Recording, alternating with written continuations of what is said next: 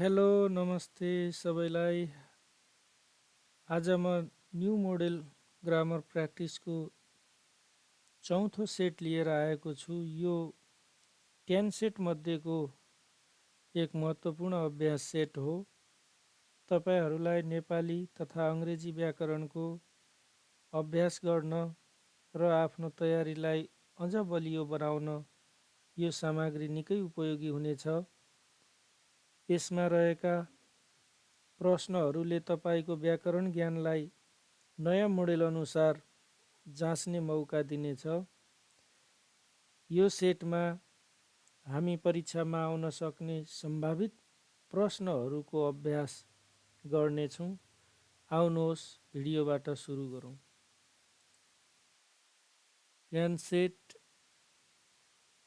को set 4 model new model grammar practice for grade 9 and 10 नेपालीमा यसलाई एक्सप्लेन गरेको छु मैले। यहाँनिर क्वेसन नम्बर 9 मा भन्छ reproduce the following sentences as indicated in the bracket. ब्र्याकेटमा इन्डिकेट गरे अनुसार सेन्टेन्सलाई बदल्नुहोस् भनेर भन्छ, जसको 6 मार्क्स रहेको छ। यो सेट 1 अन्तर्गत ग्रामर क्वेसन। यो क्वेसन नम्बर 9 मा 6 वटा क्वेसनहरू सोध्न सकिनेछ, जसको एक एक मार्क्सको अङ्कबार रहेको छ। प्रश्न नम्बर ए मा हामीले हेर्ने हो भने question they apostrophe d rather solve it themselves dot dot dot question mark add a suitable question tag.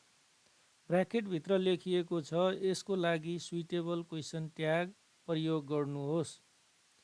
अब यहाँनिर मैले यसको suitable question tag wouldn't they भनेर यहाँनिर राखेको छु। यो डब्लु क्यापिटल हुँदैन, यहाँनिर ट्यागमा चाहिँ स्मल लेटरमा नै हुन्छ, एक्सेप्ट आई। अनि यो वुडन्ट दे कसरी हुन गयो भने यहाँनिर सब्जेक्टमा एपोस्ट्रोफी डी लागेर आउँछ भने या त ह्याड हुन्छ या त वुड हुन्छ।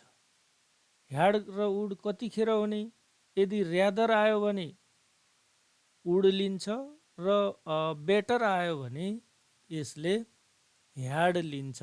यहाँनिर र्यादर आएको छ, तसर्थ सेन्टेन्सको सब्जेक्ट देले वुड लागेर दे वुड र्यादर सल्भ इट भएको छ स्टेटमेन्ट, तसर्थ ट्याग वुडन्ट दे भएको छ।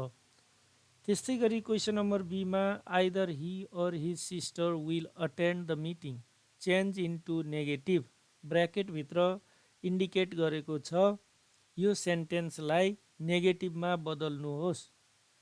यो पोजिटिभ सेन्टेन्स हो, यसलाई हामीले नेगेटिभतर्फ चेन्ज गर्नुपर्ने हुन्छ। अब यो आइदर अर जब आउँछ, आइदर अरले पोजिटिभ जनाउँछ भने यसको सट्टा हामीले आइदर अरको सट्टा नाइदर नर राखेर सेन्टेन्सलाई अरू एज युजुअल लेख्नुपर्ने हुन्छ। त्यसले सेन्टेन्सलाई नेगेटिभ बनाइदिन्छ। आइदर अरको सट्टा हामीले यहाँनिर खालि नाइदर नर चेन्ज गरिदिएका छौँ। नाइदर नरले स्टेटमेन्टलाई नेगेटिभ बनाइ नै हाल्छ। Neither he nor his sister will attend the meeting. त्यस्तै गरेर क्वेसन नम्बर सीमा her rude behaviour made her fellows angry. ब्र्याकेटभित्र दिएको छ चेन्ज इन्टु वाट क्वेसन। यसलाई हामीले वाट क्वेसन बनाउनु पर्ने हुन्छ।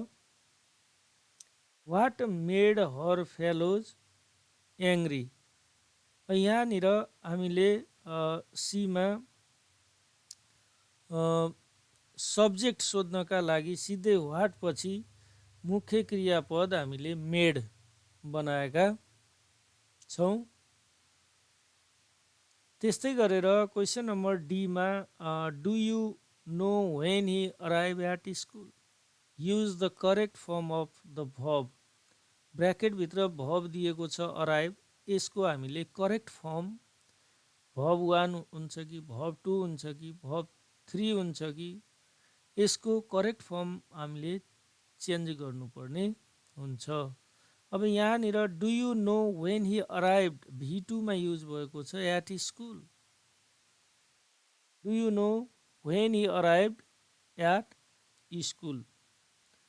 विद्यालय पुग्ने कार्य विगतमा भएको, यसमा जनाउन क्रियापदको भूतकालको प्रयोग अराइभ्ड लागेर आएको छ। अब यसै गरी क्वेसन नम्बर ईमा he said submit all your task to me friends, change into indirect speech. यसलाई हामीले इन्डाइरेक्ट स्पिचमा चेन्ज गर्नुपर्ने हुन्छ। यो सेन्टेन्स डाइरेक्ट स्पिचमा छ। सो यहाँ स्पिच हेर्दा यहाँनिर इम्परेटिभ सेन्टेन्स दिएको छ, submit all your task to me भनेर यहाँ चाहिँ यो इम्परेटिभ सेन्टेन्स आएको छ। इम्परेटिभ सेन्टेन्समा टु कनेक्टिभले जोड्नुपर्ने हुन्छ। He told his friends to submit all their task to him. अब यस्तै गरी क्वेसन नम्बर एफमा Mamata loathes her friends pulling her shirt, change into passive voice. अब यसलाई हामीले यो सेन्टेन्सलाई प्यासिभ भोइसमा चेन्ज गर्नुपर्ने हुन्छ। प्यासिभ भोइसमा बदल्दा यहाँ एन्सर के भएको छ त, Mamata loathes her shirt being pulled by her friends. यहाँनिर जेरन फेज पुलिङ हर सर्टलाई कर्मवाच्यमा बदल्न being plus V3 being pulled को संरचनामा प्रयोग गरिएको छ। अब त्यस्तै गरेर अब सेकेन्ड सेटतर्फ क्वेसन नम्बर 10, यो सेकेन्ड सेट हो ग्रामरको, सेट 4 को सेकेन्ड सेट। अब यहाँनिर सेकेन्ड सेट हामी क्वेसन नम्बर 10 मा हेर्न सक्छौँ। Choose and correct copy the correct answer, rewriting is not compulsory. यो 5 मार्क्सको प्यासेज प्रकारको ग्रामर रहेको छ। यसमा अप्सनहरू दिएको हुन्छ। यी धेरै अप्सनहरू मध्येबाट हामीले सही अप्सनलाई छानेर एन्सर बनाउनु पर्ने हुन्छ, राख्नु पर्ने हुन्छ। अब यहाँ पनि सुरु गरौँ हामी।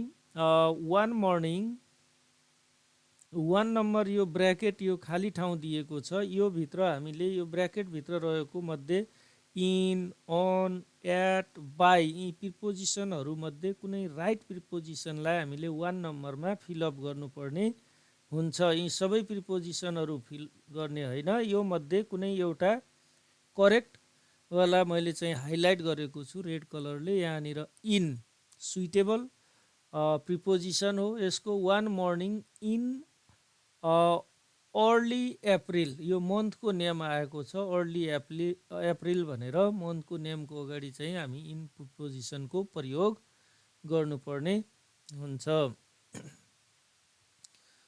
त्यस्तै गरेर आई डट डट डट 2 मा भनेको छ, यहाँ ब्र्याकेटमा दिएको छ वोक, वेक, अवेक, वेकिङ, 4 वटा अप्सन दिएको छ। यी मध्ये चाहिँ करेक्ट अप्सन भनेको वोक भएको छ। अब यहाँ वोक किन भयो? I woke up to see my friend Sherlock Holmes standing by my beside. Holmes अहिले वेक गर्ने क्रममा छन्। वेक गर्ने क्रममा माफी मागिरहेको छ, त्यसैले प्रेजेन्ट टेन्स आई एम यसमा वेक गर्ने क्रममा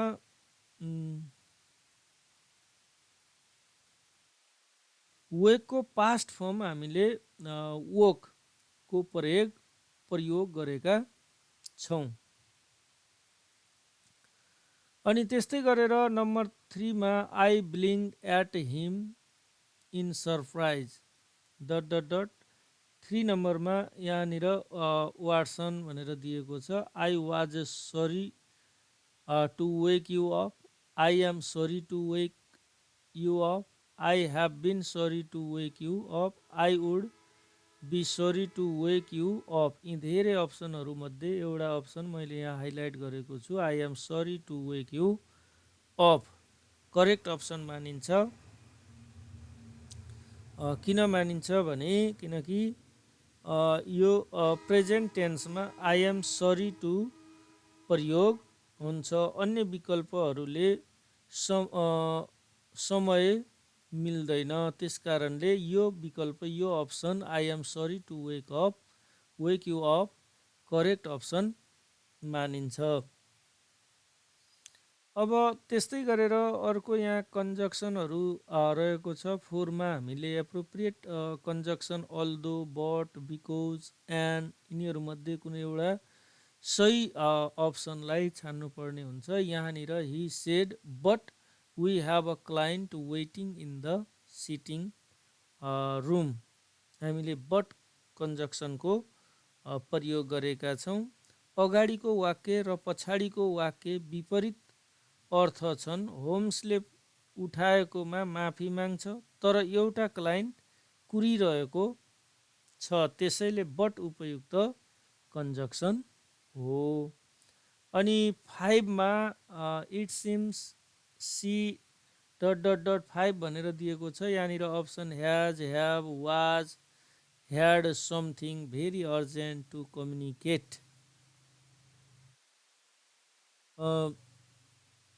it seems she has, she सब्जेक्टले सिङ्गुलर भर्ब ह्याज लिन्छ। यहाँनिर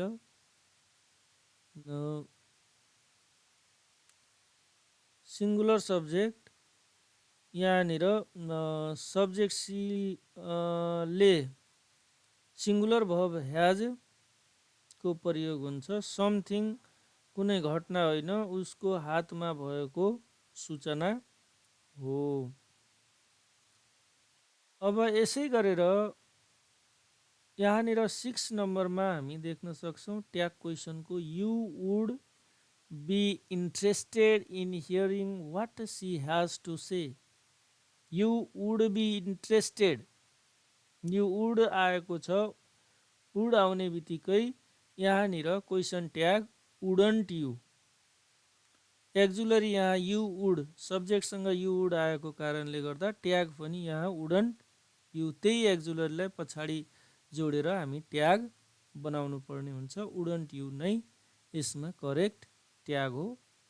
अनि त्यसपछि I dressed quickly and left for the sitting room 7 नम्बरमा आएको छ। यहाँनिर option a, an, the, no आर्टिकल्सहरू छान्नु पर्ने छ यो ब्र्याकेटबाट। करेक्ट आर्टिकल्स कुन हुन्छ, मैले चाहिँ यहाँनिर द आर्टिकल्सको युज गरेको छु। I dress quickly and left for the sitting room, the client was a young lady dressed in black. यो क्लाइन्ट चाहिँ माथि यङ लेडी एक वचन र अनिश्चित व्यक्ति हो।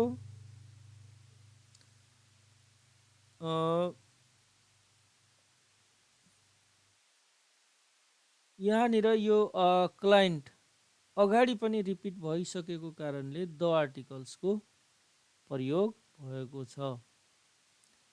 सो त्यस्तै गरेर नेक्स्ट क्वेसन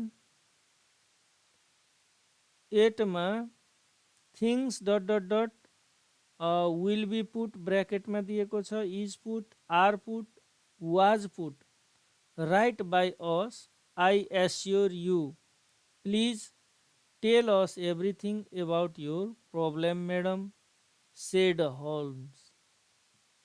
अब यहाँनिर 8मा things will be put, things will be put भनेर यहाँनिर सही हुन्छ। किनभने भविष्यमा समस्या समाधान, होल्म्सले भविष्यमा समस्या समाधान गरिनेछ। भनेर आश्वासन दिइरहेको छ। त्यसैले future passive voice will be put सही हुन्छ यसमा। अनि त्यस्तै गरेर 9 मा if you dot dot dot don't tell दिएको छ, did not tell, had not told us your problem clearly, it will be difficult for us to solve your case. So यो कन्डिसनल सेन्टेन्स यहाँनिर आएको छ। कन्डिसनल सेन्टेन्समा if clause र main clause, main क्लजमा हामी यहाँनिर देख्छौँ कमाभन्दा पछाडि म्यान क्लज दिएको छ। It will be difficult for us to solve your case, will plus be, be verb दिएको छ V1। अनि यहाँनिर चाहिँ हामीले टाइप 1 कन्डिसनल सेन्टेन्सको टाइप 1 चाहिँ युज गर्नुपर्ने हुन्छ। यहाँनिर simple present tense don't tell, यो सिम्पल प्रेजेन्ट टेन्सको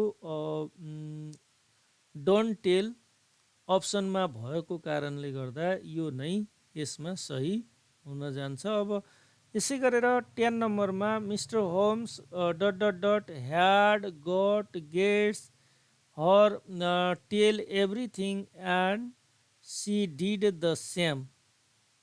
अब यहाँनिर causative verb had, get, got कुन सही हुन्छ त्यो चाहिँ हामीले फिलअप गर्नुपर्ने हुन्छ, चुज गर्नुपर्ने हुन्छ यो अप्सन मध्ये। यहाँनिर got option, got her to tell एभ्रिथिङले कजेटिभ अर्थ दिन्छ। होम्सले उनलाई बोल्न प्रेरित गरायो, causative. Get plus object, get plus